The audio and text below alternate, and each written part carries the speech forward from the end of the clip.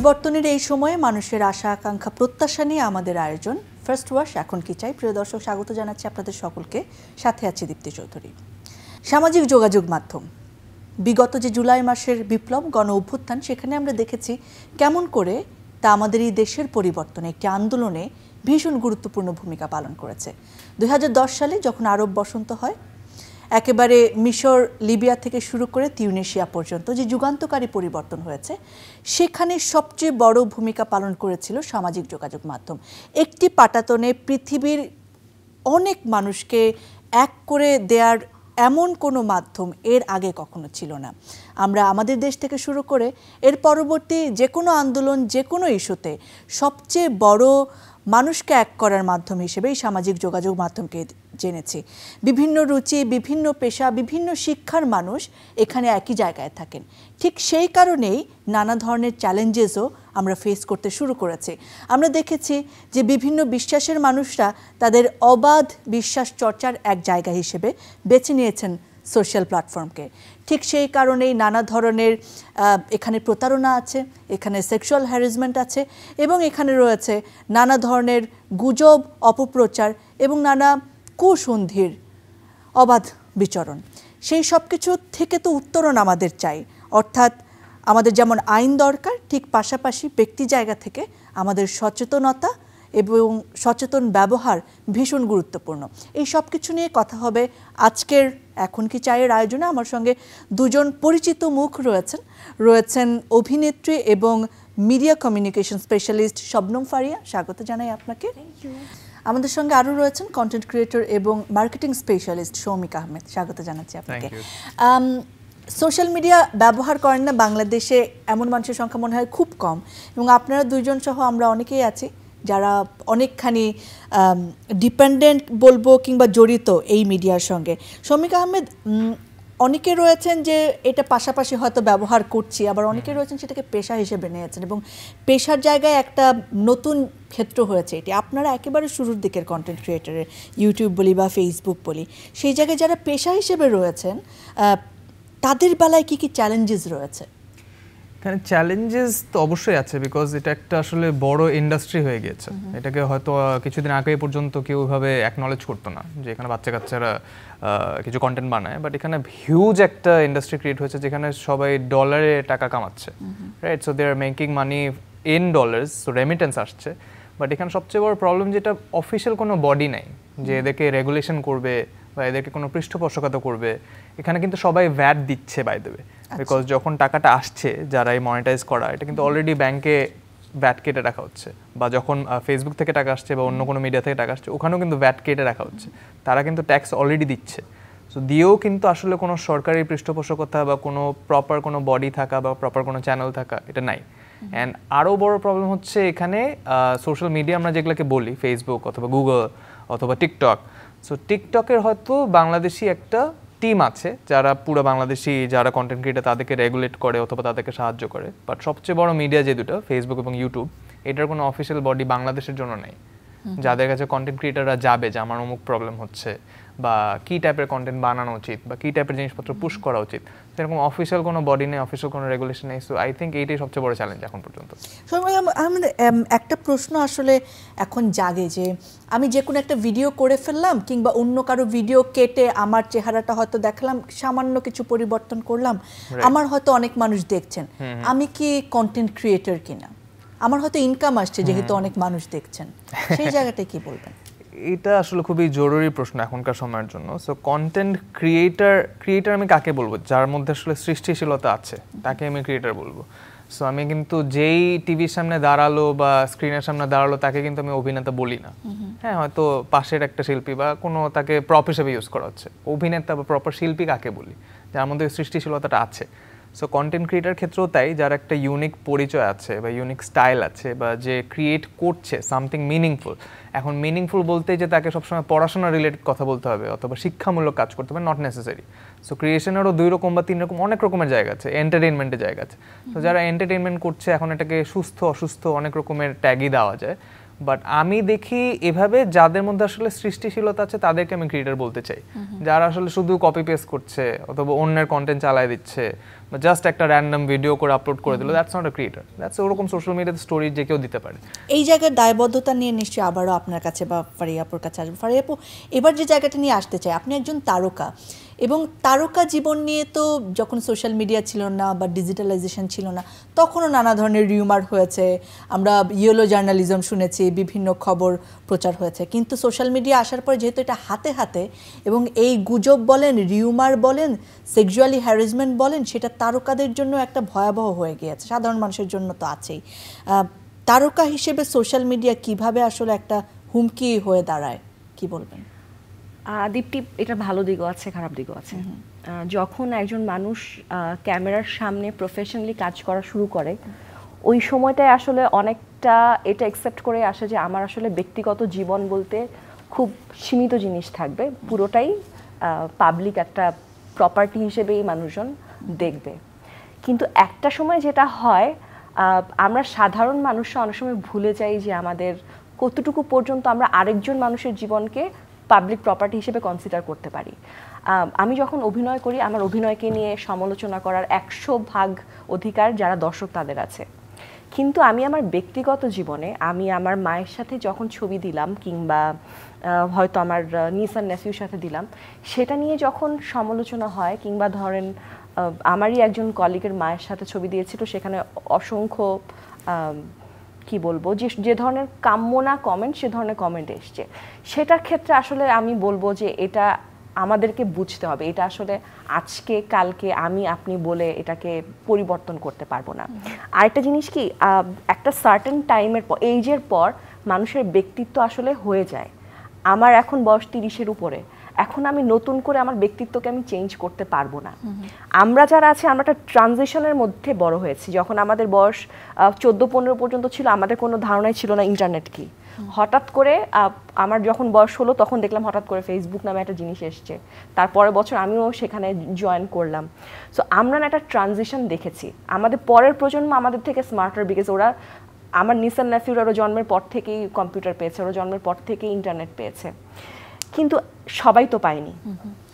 এখন ধরেন একটা ছেলে, আমি খুবই একটু বড় উত্তর হয়ে যাবে, একটা ছেলে হয়তো কলেজে পড়ে, আমি ধরলাম ওর বয়স 15 বছর, ও সকালে ঘুম থেকে হয়তো একটু লেট করে উঠেছে, মা চিল্লাপাল্লা করলো যে আমার স্কুলে যাওয়ার টাইম হয়ে গেছে, তুমি কেন যাচ্ছ না। ও ধরপড় করে দৌড়ে স্কুলে গেল। 2 KG first wash detergent powder এখন 325 টাকায়, সাথে 2টি ওয়াশিং সোপ ফ্রি। সাদার আরেক নাম ফার্স্ট ওয়াশ ডিটারজেন্ট পাউডার। স্কুলে যাওয়ার পর হয়তো টিচার কিছু একটা বললো, ওর ভালো লাগলো না, বকা দিল, যেটা হয় নর্মালি টিচাররা বকা দেয়। হয়তো এইটা যেমন বয়স, একটা বিভিন্ন মেয়েদেরকে ভালো লাগবে, এটা তো ওই বয়সের সাথে এই জিনিসটা আসে, এরকম একটা জিনিস। হয়তো মেয়েটা ওকে প্রপার রেসপন্স করছে না, ও অনেক ফ্রাস্ট্রেটেড, বাসায় আসছে প্রচণ্ড গরম, ঘামতে ঘামতেও বাসায় এসে ও বাসায় এসে ফ্যানটা চালায়, হয়তো শুলো, হয়তো ইলেকট্রিসিটি নাই বা কিছু একটা, সো ও সব কিছু বাদ দিয়ে এখন ও মোবাইলটা হাতে নিয়ে ফেসবুকে ঢুকলো। এই যে সারাদিনের যে একটা কেওয়াজ, সারাদিনে ওর এত প্রবলেম, সারাদিনে ওর এই বকা, সেখানেও অ্যাকসেপ্টেড না, কিন্তু ফেসবুকে হয়তো একটা ছবি আসলো, ধরলাম আমার একটা ছবি এসছে, আমি হয়তো একটা শার্ট পরে ফর্মাল একটা কাপড় পরে দাঁড়িয়ে আছি, এখন ওর এই ছবিটা দেখে ভালো লাগে নাই, ভালো নাই লাগতে পারে, আমাকে তো সবার ভালো লাগবে না, আমি তো এরকম কিছু না যে সবার ভালো লাগবে। ও হয়তো ওখানে একটা বাজে কমেন্ট করলো, ইচ্ছাই হলো ওর, বিরক্ত সব মিলে, এটা শুধুমাত্র যে আমার উপর বিরক্ত না, ওর পারিপার্শ্বিক ব্যাপারটা। ওইখানে এসে আবার 10টা মানুষ লাইক দিল, ভাই ঠিক বলছেন, সহমত ভাই, একদম এই মিডিয়ার মেয়েরাই খারাপ, এরকম কমেন্ট দিল। সারাদিনে প্রথমবারের মতো এই বিকেলবেলায় ও একটা অ্যাকসেপ্টেন্স পেলো, যে ওকে সবাই অ্যাকসেপ্ট করছে, অ্যান্ড এই প্রথমবারের মতো ও হিরো ফিল করলো। এখন হয়তো আমি কমেন্টটা দেখে ওকে ব্লক করে দিলাম, তখন ও এটাতে আরো বেশি ইয়ে হয় যে হ্যাঁ আমি এরকম একটা জিনিস বলতে পারছি যে নিতেই পারে না, আমাকে ব্লক করে দিছে। ও আবার কি করবে, আরেকজন তোমার প্রোফাইলে গিয়ে আবার একটা কমেন্ট করবে যে এইটা সেটা, সেখানেও অ্যাপ্রিসিয়েশন পাচ্ছে। সো যেটা ওর কাছে যেটা মনে হচ্ছে যে এই তো এইটা মানে এটাই ঠিক, কারণ আমি এটা বললে তো আমাকে সবাই অ্যাপ্রিসিয়েট করতেছে, এবং প্রথম সারাদিনের মধ্যে এই একটা জায়গাতেই ও অ্যাপ্রিসিয়েশন পায়। এখন এই জিনিসটা তো তুমি ওর একটা 16 বছর 17 বছর যখন, তখন হয়তো কিছু চেঞ্জ করা যাবে, কিন্তু সেটা তো আসলে আমি এখানে বসে বলে চেঞ্জ করতে পারবো না। এই চেঞ্জটা কোত্থেকে আসতে হবে জানো, এই চেঞ্জটা আসতে হবে যখন ও নার্সারি 1-2-তে পড়ে, তখন ওকে শেখাতে হবে যে তুমি কতটুকু কথা বলতে পারো, কতটুকু কথা বলতে পারো না। আমাদেরকে যেমন ছোটবেলা শেখাতো খাওয়ার আগে বিসমিল্লাহ বলতে হয়, বাসা থেকে বের হওয়ার আগে এটা বলে খেতে হয়, ফোন ধরে সালাম দিতে হয়। মিনিমাম ম্যানারিজম, এটা আমাদেরকে ছোটবেলায় শেখায়, স্কুলেও শেখায়, পরিবার থেকেও শেখায়। পরিবার তো প্রথম ইনস্টিটিউশন, প্রথম শেখাটা তো সেখান থেকেই আসে। সো ওই জিনিসটা এখান থেকে শুরু করতে হবে। আমাদের সোশ্যাল লাইফে যে আমরা সেন্সরশিপগুলো পালন করি, যে আমরা মনে আসলেও বলতে পারি না, সেটা আসলে সোশ্যাল মিডিয়াতে একেবারে নেই। সেই ব্যাখ্যাটা আপনার কাছ থেকে শুনবো এরপর। এবার আমি একটু সৌমিক ভাইয়ের কাছে আসতে চাই। মানুষের একটা সহজাত প্রবৃত্তি এরকম যে খারাপ মানুষরা যত তাড়াতাড়ি এক হতে পারে, ভালো মানুষরা ওই তাড়াতাড়ি এক হতে পারে না। হয়তো একটা শিয়াল হুক্কা হওয়া দিলে অনেক শিয়াল হুক্কা হওয়া, এই যে আপু যেরকমটা বললো যে একটা খারাপ কিছু বললো, একটা খারাপ মানুষ গিয়ে যত তাড়াতাড়ি সহমত বলতে পারে, একটা ভালো কিছুতে গিয়ে আমরা তত তাড়াতাড়ি হয়তো সহমত বলি না, ওই সংখ্যাটা অনেকখানি কম। অনেক কন্টেন্ট ক্রিয়েটর আছেন, অনেকে ফেসবুকে লেখালেখি করেন, যারা শুধুমাত্র নেগেটিভ সাইডটা নিয়েই কথা বলেন, যারা শুধুমাত্র ঘৃণাটাই ছড়ান, হয়তো যারা হয়তো রিউমার্সই ছড়ান, যারা হয়তো আন্দাজের উপরে কথা বলেন। এরকম কন্টেন্ট ক্রিয়েটর কিন্তু আমাদের সামনে অনেক রয়েছে। তাদের বিরুদ্ধে আমরা কিছু যে বলি না, তারা কিন্তু কন্টিনিউয়াস এটা করেই যেতে পারেন, বা তাদের জীবনের মোটো, তাদের পেশাগত মোটো, তাদের সোশ্যাল মিডিয়া চালানোর মোটোটা একই, এবং তাদেরকে অনেক অনেক মানুষ শেয়ার করছেন। এটা একটা টেন্ডেন্সি হচ্ছে। আমরা কেন আসলে এক হয়ে তাদেরকে থামাতে পারি না? আমাদের দুর্বলতা কোন জায়গায়, সৌমিক ভাই? এখানে ফারিয়া আপুর সাথে আমি একটা জিনিস এগ্রি করবো, সেটা হচ্ছে আমাদের, এটা আমি অনেক আগে থেকে বলি যে আমরা ডিজিটাল হয়েছি, বাট আমাদের ডিজিটাল ওরিয়েন্টেশন হয় নাই। হ্যাঁ, সো যেটা যে শুরু থেকে বলছিল যে কিভাবে শিখাতে হবে, কিভাবে কথা বলতে হবে, সব কিছুই আমাদেরকে কোনো না কোনো পর্যায়ে শেখানো হয়। সো এখানে আসলে আমাদের শিল্প মাধ্যম যেটা, অথবা বই পুস্তক, যে কোনো মিডিয়াম থেকে যেখানে মানুষ থেকে শিখে, এইসব জায়গায় কিন্তু আমাদের আসলে বাস্তব জীবন রিলেটেড জিনিসপত্র কম শেখানো হয়। এখন social media is a huge part of our life. এখানে যদি আমরা না শিখাই যে সোশ্যাল মিডিয়াতে কীভাবে ব্যবহার করতে হয়, বা কোন জিনিসটা নিয়ে তোমার কথা বলা উচিত, কোন জিনিসটাকে তোমার অ্যাকসেপ্ট করা উচিত, সো এই টাইপের জিনিসপত্র না শেখাতে মানুষজন আসলে, আমাদের কালচারাল একটা বৈশিষ্ট্য এরকম যে এই যে ভাবি জানেন, এই টাইপের কথাবার্তাতে আমরা খুব লাফাই। হ্যাঁ, সো যেটা আসলে বস্তুনিষ্ঠ কথা, বা যে জিনিসটা আমাদের হেল্প হবে, বা যে জিনিসটা নিয়ে আসলেই ভয়েস রেজ করা উচিত, এগুলা নিয়ে আসলে কথা বলতে খুব বেশি মজা পাই না আমরা। কাউকে নিয়ে আমরা অপমান করছি, আচ্ছা এটা নিয়ে আরেকটু কথা বলি, আচ্ছা লিঙ্কটা একটু শেয়ার করতো। হ্যাঁ, মানে এই জিনিসগুলো আমাদের স্বভাব হয়ে গেছে। আসলে এটা শুধু কন্টেন্ট ক্রিয়েটারের দিকে, আমরা কন্টেন্ট ক্রিয়েটাররা কি করে যে এমন জিনিস বানায় যেটাতে ভিউজ বেশি পাবে। সো যখন দেখছে যে আমার অডিয়েন্সই এরকম, যে আমার অডিয়েন্স যারা এই টাইপের কথাবার্তা পছন্দ করে, বা এই টাইপের গুজব পছন্দ করে, বা যেখানে আমি একটু অন্য মানুষকে নিয়ে গালি দিলে পছন্দ করে, সো ওরা ওটাই বানায়। সো আমি ওদেরকে সলিউশনটা আসলে আমাদের, আমি আগেও কয়েক জায়গায় বলেছি যে self reflection is a big thing. Internet is a medium যেখানে ইন্টারনেট ফরগিভস বাট নেভার ফরগেটস। তোমার ডিজিটাল ফুটপ্রিন্ট কিন্তু সবসময় থেকে যায়। তুমি এখানে একটা কমেন্ট করেছিলে 10 বছর আগে, হ্যাঁ, কেউ যদি ঘাটতে যায় পেয়ে যাবে। সো ওখানে আসলে সেলফ একটা রিফর্ম দরকার, যে আমারই বুঝতে হবে যে আমি কি টাইপের কন্টেন্ট আসলে দেখতে চাই। 2 দিন পর যখন গিয়ে বলবো যে এই সব বাচ্চা কাচ্চা বেয়াদব পোলা পাই না, এরা কন্টেন্ট ক্রিয়েটর, এরা বলে আমাদের সোসাইটি রিপ্রেজেন্ট করে, তুমিই তো এদেরকে হিরো বানাইছো, তুমিই তো এদেরকে ফলো করো, তুমিই তো এদের কন্টেন্ট শেয়ার করো। এটা মানে তুমি হাস্যরস হিসেবে শেয়ার করো যে হ্যাঁ খুব হাসি রয়েছে, খুব ভালো কথা বলছো ভাই, সেই হয়েছে, এই টাইপের জিনিসপত্র দাও। সো দিয়ে কিন্তু তুমি এদেরকে মাথায় উঠাচ্ছ। তো তুমি যদি এদেরকে মাথায় না উঠাও, তোমার যাদেরকে আইডল মনে হয় ওদেরকে মাথায় উঠাও, বা তোমার টাইপের মানুষ তুমি নিজে ওই জায়গায় চলে আসো যে আমি খুব ভালো করি, তাহলে আমি ওই সব কন্টেন্ট বানাই। সো এই টাইপের আসলে মানে আমাদের থট প্রসেস যদি চেঞ্জ না হয়, তাহলে সলিউশন সম্ভব না। ডিজিটাল লিটারেসির কথাটা আসলো ফারিয়া আপু, এই জায়গায় আপনার কাছে আমি আরো একটু বিস্তারিত হয়তো শুনতে চাইবো, কারণ এটা এমনভাবে ছড়িয়ে গেছে আমাদের দেশে বলেন বা পুরো পৃথিবীতেই বলেন, যে মানুষটার হয়তো মানে আক্ষরিক লিটারেসি যেটা হয়তো লেখাপড়া সেটাও নেই, তিনিও হয়তো ফেসবুক চালাচ্ছেন, এবং কোনোভাবে হয়তো ভয়েসে লিখে হলেও তিনি একটা গালি ছেড়ে দিচ্ছেন। এই ডিজিটাল লিটারেসিটা আমরা কিভাবে আসলে ক্রিয়েট করতে পারি, বা অডিয়েন্সের মধ্যে যে মিনিমাম একটা সচেতনতা বা একটা সীমা পরিসীমার যে বোধ, আপনি এটা করতে পারেন বা পারেন না, এটা কিভাবে জানাবো? এটা একটা জিনিস কি হতে পারে, একটা সময় ছিল না আমরা যখন ছোট ছিলাম অনেক এইডস নিয়ে আলোচনা হতো, টিভিতে প্রচুর অ্যাডস যেত, এইডস পত্রিকায় লেখা হতো কিভাবে অ্যাসিড নিক্ষেপ নিয়ে কথা হতো। তখন মিডিয়ার ভূমিকা কিন্তু খুব স্ট্রং ছিল। মিডিয়া এমন ভাবে যে কোনো একটা কথা, একটা মিথ্যা কথাকেও যদি তুমি বারবার প্রমোট করো, বারবার বলতে থাকো, একটা সময় পর সেটাই সত্যি হয়ে যায়, এবং সবাই এটাই বিশ্বাস করে যে এটাই সত্যি।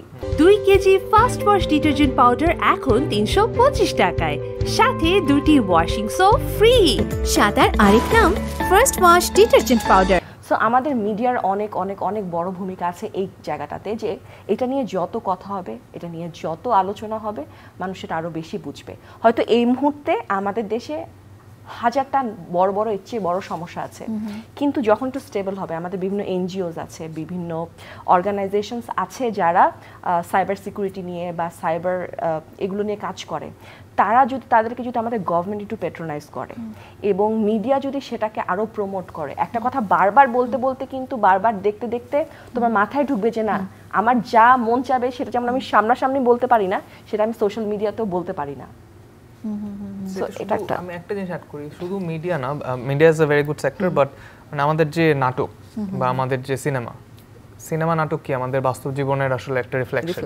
সো বাস্তব জীবনে যদি এটা একটা বড় প্রবলেম হয়ে থাকে, মানে which is a big part of our life, social media, এইটা স্বীকার করার জায়গায় মনে হয় আমাদের একটুখানি কৃপণতা আছে যে সোশ্যাল মিডিয়ায় শুধুমাত্র বিনোদন বা টাইম পাসের জায়গায় আর নেই আসলে।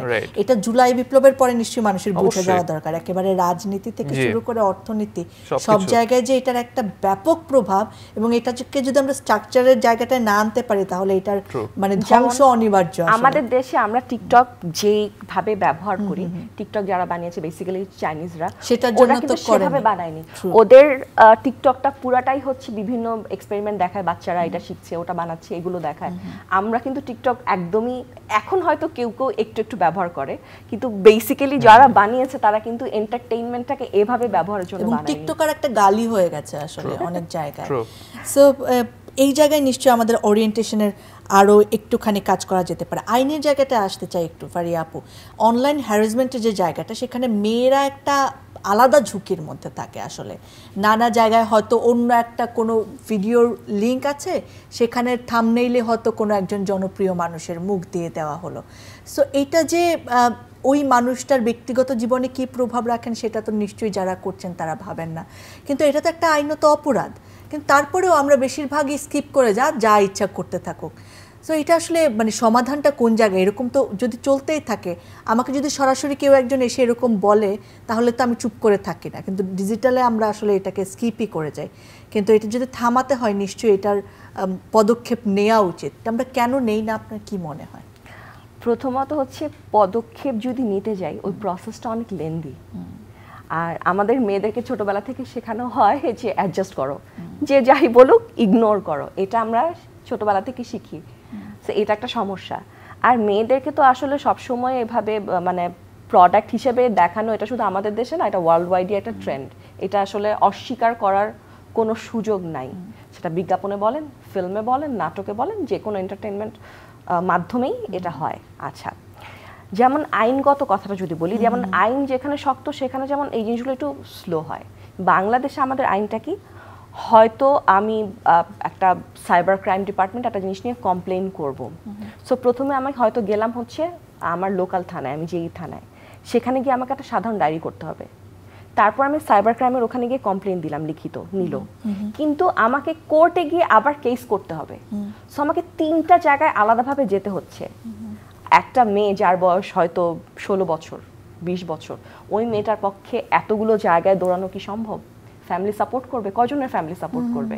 তখন কি বলবে, আরে বাদ দাও। এটাই হয় এবং বছরের পর বছর এটাই হয়ে আসছে। আমার মনে হয় এই সিস্টেমটাকে যদি আমি আসলে, তো আইনের পুরো ব্যাপারগুলো আসলে আমি বুঝবো না, বাট এই জিনিসটাকে যদি কোনোভাবে সহজ করা যায়, হয়তো এখন যেমন নারী নির্যাতনের জন্য একটা নাম্বার আছে 109 সম্ভবত, যে ফোন দিলে সাথে সাথেই আমরা রেসপন্স পাই। এরকম একটা ইয়েরও টিম আছে, সাইবার সিকিউরিটিরও এরকম একটা টিম আছে, বাট ওটা কতটুকু এই মুহূর্তে অ্যাক্টিভ সেটা আমি জানি না, বাট একটা সময় খুব চেষ্টা করেছে এটাকে অ্যাক্টিভ করার জন্য। সো এরকম যদি কোনো আরেকটা ইনিশিয়েটিভ নেওয়া হয়, কারণ এখন তো সব চেঞ্জ হচ্ছে, সব কিছুকে সহজ করার একটা প্রবণতা আমাদের মধ্যে এসছে রিসেন্টলি। সো এটা যদি একটু এরকম হয় যে এতগুলো স্টেপ না হয়ে একটু ইজি স্টেপ হয়, যে একটা মেয়ে একটা জায়গায় কমপ্লেন করলে সেটাকে ওভাবেই হ্যান্ডেল করা হবে, এরকম যদি কিছু করা যায় তাহলে আমার মনে, শুধু মেয়ে না, ওরাও তো, আমি সরি, আমি খুবই দুঃখিত যে আমি বারবার মেয়ে বলে ফেলছি, কারণ কোয়েশ্চেনের মধ্যে মেয়ে ছিল। যারাই এরকম ডিজিটালি হ্যারাস হয়, তাদের যদি একটা জায়গা থাকে যেখান থেকে সহজে এই জিনিসটাকে হ্যান্ডেল করা যাবে, এটা আমার মনে হয় খুব ভালো একটা উদ্যোগ হবে। একদম দারুণ বলেছেন। অনুষ্ঠানের শেষ প্রশ্ন যেটা আপনাদের দুজনের কাছেই আসলে আমার থাকবে, যে এখন কি চাই, অর্থাৎ পরিবর্তনের সময় যদি বলি, সৌমিক যদি বলেন যে কাজের ক্ষেত্র হিসেবে সোশ্যাল মিডিয়াকে কেমন সাউন্ড দেখতে চান বা সেটার জন্য আসলে কি কি পদক্ষেপ প্রয়োজন বলে আপনি মনে করেছেন এতদিন, নিশ্চয়ই পরিবর্তনের সময় আমরা সেই দাবিটি রাখতে পারি। 2 KG first wash detergent powder এখন 325 টাকায়, সাথে 2টি ওয়াশিং সোপ ফ্রি। সাদার আরেক নাম ফার্স্ট ওয়াশ ডিটারজেন্ট পাউডার। আমার আস্ক খুবই সিম্পল, যেহেতু এখানে আসলে এত বড় ইন্ডাস্ট্রি হয়েছে, এটাকে আসলে অস্বীকার করার কোনো জায়গা নেই। কারণ এতগুলো মানুষ যাদের মিলিয়ন ফলোয়ার্স প্লাস তারা আসলে রিপ্রেজেন্ট করছে দেশকে, সেখানে সরকারি পৃষ্ঠপোষকতা খুবই প্রয়োজন। যে এটাকে অফিসিয়াল একটা ইন্ডাস্ট্রি হিসেবে রিকগনাইজ করা, অফিসিয়াল যত ইন্ডাস্ট্রি আছে সেই ইন্ডাস্ট্রিগুলোকে আপনারা যেসব সুযোগ সুবিধা দেন, এইসব সুযোগ সুবিধা এখানে দেওয়া উচিত। সুযোগ সুবিধা বলতে আমি বলছি না যে টাকা দেন বা ওদেরকে ফ্ল্যাট দেন, আই এম সেইং যে ওদেরকে আসলে একটা অফিসিয়াল বডি যখন থাকবে তখন ওদেরকে এই যে সোশ্যাল মিডিয়াতে যেসব প্রবলেম হয়, যে এই প্রবলেমগুলো সলভ করার জন্য একটা অফিসিয়াল বডি থাকবে। যে আমার শুধু কন্টেন্ট ক্রিয়েটর না, যে কোনো সোশ্যাল মিডিয়া যারাই ইউজ করছে, যে আপু যারা বলছিল যে আমি এখন থানায় কেন যাব, আমি ডিজিটাল একটা প্রবলেম ডিজিটালি সলভ করব, ডিজিটাল একটা পোর্টালে আমি আমার কমপ্লেন দিয়ে দিব। ওটা প্রিলিমিনারি সলভটা তো ওখানে হওয়া উচিত। যে প্রিলিমিনারি আর খুবই সহজ, কিন্তু আইপি অ্যাড্রেস কিন্তু পুলিশের কাছে খুবই ইজিলি পাওয়া যায়, যে এটা একটা কমেন্ট করলে এটা আইপি অ্যাড্রেস কি। ফুটপ্রিন্ট কিন্তু ডিজিটাল ফুটপ্রিন্ট ইজ ভেরি মানে অ্যাকিউরেট প্লাস ডেঞ্জারাস, বিকজ তুমি যাই করো না কেন ফুটপ্রিন্ট থেকে যায়। সো এগুলো সলভ করা খুবই ইজি। সো এই টাইপের অফিসিয়াল বডি যদি থাকে সোশ্যাল মিডিয়াকে অ্যাড্রেস করার জন্য, দ্যাট উড বি ফ্যান্টাস্টিক। মানে আমাদের না অনেক কিছু আছে, হয়তো বিটিআরসি আছে, এই ধরনের অনেক সংগঠন আছে, অনেক প্রতিষ্ঠান আছে, কিন্তু সবগুলো বিচ্ছিন্ন এবং জনগণ আসলে জানে না যে আমাকে আসলে কোথায় যেতে হবে। এই জায়গাটায় নিশ্চয়ই আমাদের কাজ করা দরকার। ফারিয়া আপু, একই প্রশ্ন আপনার কাছে, এখন কি চাই? এখন আমি আসলে সবকিছু খুব সহজভাবে দেখতে চাই। এটাই হচ্ছে মানে আমার কাছে যদি বলো যে নতুন বাংলাদেশের কাছে আমি কি চাই, সব কিছু অনেক কমপ্লিকেটেড। এখান থেকে পারমিশন লাগবে, এখান থেকে অ্যাপ্রুভাল লাগবে, এটা লাগবে সেটা লাগবে। আমি এত কমপ্লিকেশনস চাই না। আমি চাই জীবন সহজ হোক। যে কোনো প্রবলেম হবে আমি অ্যাড্রেস করছি, আমার এটা প্রবলেম, এটা ইজিয়ার ওয়ে টু সলভ। আমি এরকম একটা জিনিস চাই। অ্যান্ড অলসো আমি চাই যে আমরা মাঝে মাঝে ব্লাইন্ড হয়ে যাই। আমাদের কাছে মনে হয় এটা আমাদের লাগবে, এটা কেন হচ্ছে না। খুবই হয়তো একটা ছোট সমস্যা, সেটাকে আমরা বিশাল করে ফেলি। আমাদের যখন যাকে ভালো লাগে আমরা সেই মুহূর্তে তাকে নিয়ে খুবই লাভঝাপ দিয়ে তাকে নিয়ে আমরা তাকে হিরো বানিয়ে ফেলি। পরের দিন কোনো কারণে যদি তার একটা কথা আমাদের পছন্দ না হয়, সেই মুহূর্তে সে আমাদের কাছে ভিলেন হয়ে যায়, যে না খালি আমরা এটা করেছি। সব কিছু এত ফাস্ট, কোনোটাই ভালো না। সময় বদলে যায়, কিন্তু সৌন্দর্যের সংজ্ঞা বদলায় না। রূপ বদলে যায়, কিন্তু আভিজাত্যের মানে একই থেকে যায়। ঐতিহ্য যখন আপন করে নেয় আধুনিকতাকে, তখন সৌন্দর্য ঠিকই খুঁজে নেয় স্যান্ডেলিনাকে। স্মরণের ছোঁয়ায় তোমার উপমায় বদলে দিলে যে আমার। স্যান্ডেলিনা সো, রূপচর্চায় আভিজাত্য। মানে যাকে ভালো লাগবে তাকেও একটু ওকে গ্রো করতে দাও, আর যাকে খারাপ লাগবে সেই যে খারাপ, মানে তার থেকে খারাপ কেউ নাই, এরকম কোনো কিছুতে আসলে মানে যাওয়ারও দরকার নাই। বাট আমি খুবই সিম্পল একটা বাংলাদেশ চাই, আমি এত কমপ্লিকেশনস চাই না। কারণ আমরা খুবই সিম্পল মানুষ, আমাদের দেশের মানুষ, আমরা খেটে খাওয়া মানুষ, আমরা খুবই স্বল্প আয়ের একটা দেশ। এবং এখন যে ঋণ টিন যে পরিমাণ আছে আমাদের, এখন আসলে আমরা নিজেরা একসাথে না হয়ে যদি কাজ না করি, তাহলে আসলে দেশ, একজন বা দুইজন তো দেশ চেঞ্জ করতে পারবে না। সবাইকে মিলেই হচ্ছে যার জায়গা থেকে কাজ করতে হবে। সো আমার মনে হয় আমরা একটু রিল্যাক্সড থাকি, মানে কোনো কিছু নিয়ে এত হাইপার না হই, তাহলেই হবে। মব জাস্টিসের জায়গাটা আমি বলেছিলাম শেষ করে দিব, কিন্তু আসলে এটা আনতেই হয়। আসলে মব জাস্টিস যে সবসময় ঠিক দিকে যায় না, সেটা সোশ্যাল মিডিয়া দেখলে আসলে বোঝা যায়। হয়তো আমরা ভেতরকার কারণটাও জানি না, কিন্তু একই দিকে আসলে মানে স্রোত বয়ে যেতে থাকে। এবং কোনো মানুষ হোক, কোনো ঘটনা হোক, সেটাকে ইমোশনালি জাজ করার একটা জায়গা যে থাকে, সেটা যে আমাদের সবসময় ঠিক জায়গায় নিয়ে যায় তাও কিন্তু নয়। এই জায়গায় নিশ্চয়ই আমাদের সকলেরই যার যার জায়গা থেকে দায়িত্বশীল ভূমিকা পালন করতে হবে। অনেক অনেক ধন্যবাদ আপনাদের দুজনকে আজকে সময় দেওয়ার জন্য। ধন্যবাদ জানাচ্ছি প্রিয় দর্শক, আপনারা যারা সঙ্গে ছিলেন। সরকারের একার পক্ষে কিংবা কোনো প্রতিষ্ঠানের পক্ষে আসলে সব পরিবর্তন একসঙ্গে আনা কখনোই সম্ভব নয়, কিন্তু যদি ব্যক্তির জায়গা থেকে আমরা চেষ্টা করি, আমি যদি ঠিক থাকি, আপনি যদি ঠিক থাকেন, তবে এই পরিবর্তন অসম্ভব কিছুও নয়, আস্তে আস্তে তা আসতে বাধ্য। সেই আশাটি রেখে আজকের আয়োজন শেষ করছি। আবার দেখা হবে।